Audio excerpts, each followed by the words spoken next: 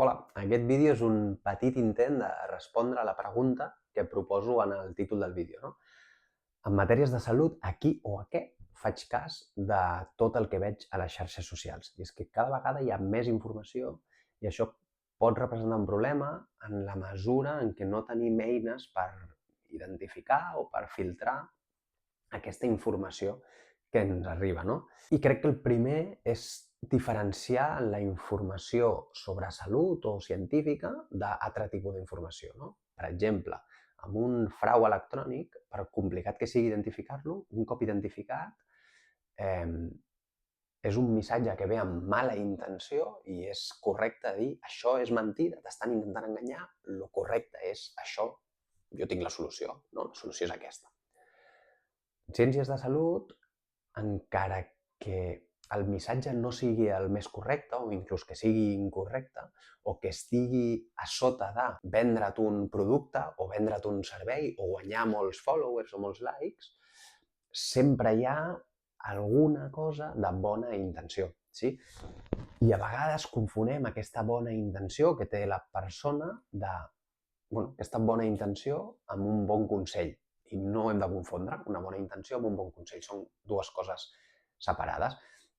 I l'altre és que la ciència està viva i la ciència evoluciona, per sort.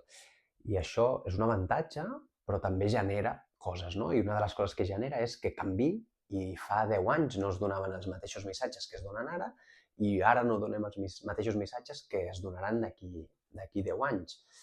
I això fa que tampoc puguem dir això és mentida i la veritat és aquesta, perquè la veritat és aquesta ara, però potser d'aquí uns dies no, o potser d'aquí uns mesos no, o hi ha més d'una veritat, que això sol passar, perquè els problemes en salut solen ser multifactorials i solen tenir molts focus, no? Això fa que aquí ja tenim un parell de red flags, no? No hem de confondre la bona intenció amb un bon missatge i no hem de confondre aquests missatges que es viralitzen més, que solen ser missatges molt autoritaris, missatges que tenen la veritat, sí? No hem de confondre la claredat i l'autoritat del missatge amb la veracitat del missatge. No té per què ser cert, no? Anem a posar un exemple més clar. L'exemple que faré servir és el dolor d'esquena, perquè crec que és un vídeo que tothom ha vist. Tothom alguna vegada ens hem creuat amb un vídeo o un o molts, jo amb molts, potser vosaltres només amb un o dos, soluciona el teu dolor lumbar amb aquests 3 minuts, o amb aquests 5 exercicis, o menjant això, o fent aquesta cosa. Sí que és veritat que hi ha casos on no és tan clar, per això faig servir aquest exemple, però veureu que es pot extrapolar amb pràcticament totes les coses en salut. Parlem d'alimentació, parlem de moviment, parlem de medicina, perquè simplement mirant el títol podem identificar que és mentida el missatge, perquè en el títol es fan servir ja diverses coses, no? El teu mal d'esquena és únic, només el tens tu i no és el mateix mal d'esquena el que tens tu que treballes de peu i t'estàs tot el dia movent que el mal d'esquena que té una persona que treballa asseguda i s'està tot el dia pràcticament asseguda, o el teu dolor d'esquena que fas molt exercici amb el teu dolor d'esquena que no fas res d'exercici.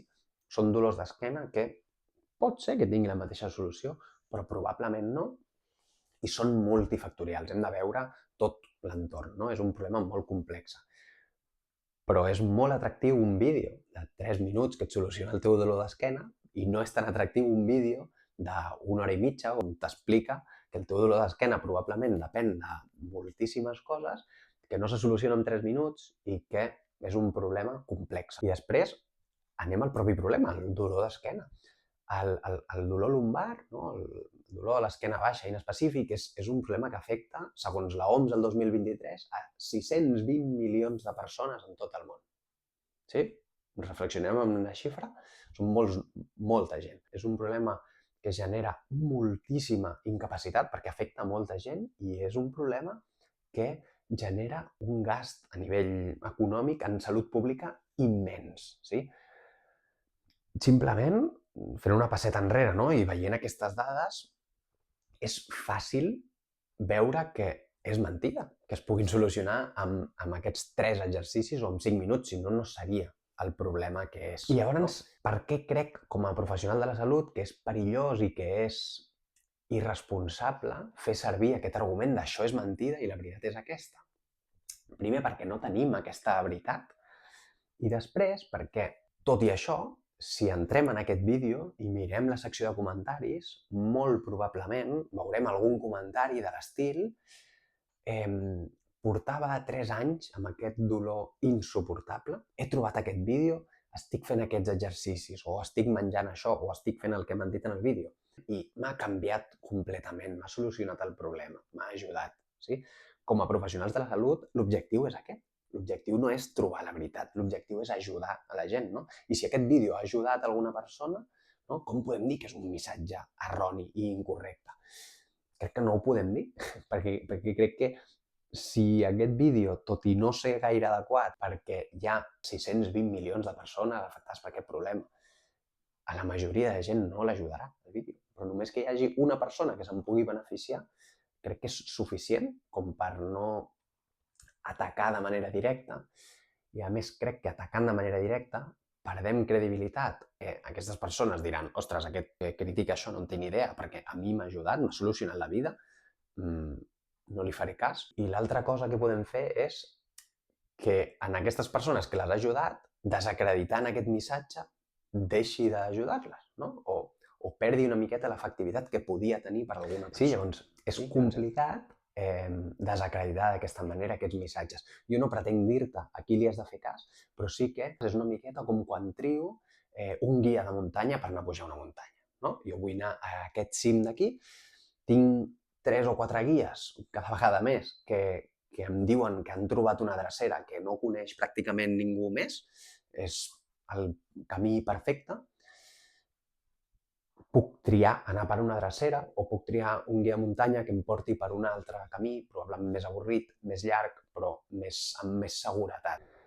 Fent servir l'analogia al guia de muntanya, quines coses em poden ajudar a identificar a qui vull triar com a guia, no? Farem servir 2 eines. La primera eina és el CRAP test. CRAP són unes sigles, no? La C és currency, són en anglès. Currency, que vol dir actualitat, no? Com d'actual és aquesta informació. Estic mirant un vídeo de fa 15 anys, potser ha canviat el que es diu ara, de fa 15 anys, no? El context temporal en el que estem. La R, que és reliability, no? Fiabilitat. D'on ve aquesta informació? És d'una persona que ha aconseguit un cas d'èxit, no? Ha aconseguit ajudar a 2 persones i ara m'està intentant ajudar a mi, o és una persona que porta 50 anys treballant amb el mateix, amb persones amb aquest tipus de problemes o d'afectació, no? D'on ve aquesta informació, l'arrel de la informació. La A, no? Authority, autoritat. Quina autoritat té aquesta persona? Quina formació té aquesta persona? Qui és aquesta persona?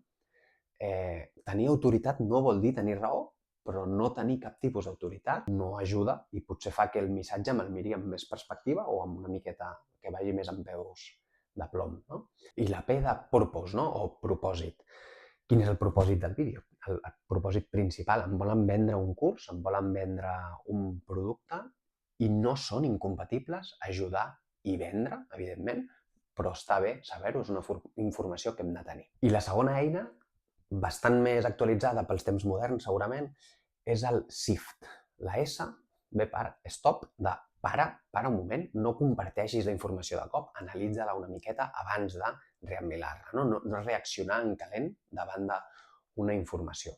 La I, investigate the source, investiguem d'on ve la informació, sí? Qui m'està donant aquesta informació? És una entitat, no? com pot ser l'OMS o com pot ser la salut pública del país on visc, o és una persona des de casa seva. No vol dir ni que una cosa sigui millor que l'altra, però en general ens en podem fiar més o podem tenir més tendència a fiar-nos més d'una cosa que de l'altra. La F de find better coverage, trobar altres fonts que diguin el mateix o diguin coses semblants o com a mínim que vagin en la mateixa línia, no quedar-me amb un missatge aïllat en un mar d'informació, sinó buscar missatges de dir, ostres, doncs hi ha diverses persones o diverses institucions que diuen que la solució a aquest problema pot anar per aquí. I la T de trace back, no? Anar enrere. Sí? Diferenciem de la I, que parlàvem més de qui dona aquest missatge, i aquí en la T mirem d'on ve aquest missatge exactament, no? Aquí podríem anar més a buscar estudis científics que ens parlin d'això o buscar quina és la ciència que hi ha darrere, no? Com de tangible és aquest missatge que m'està donant. Bàsicament, és una opinió o és un missatge basat en la ciència? I si us fixeu, aquestes dues eines en cap cas ens diran si hem de fer cas o no a un vídeo. El que sí que faran és cribar tota aquesta informació que ens arriba i un cop l'haguem cribat ja decidirem o ja provarem si fem cas o no en aquest vídeo. A mi m'agrada molt una frase que vaig veure fa un temps que és si sembla màgia, sol ser màgia, no? Si és algo com massa bo per ser veritat, sol ser massa bo per ser veritat, tal com sona.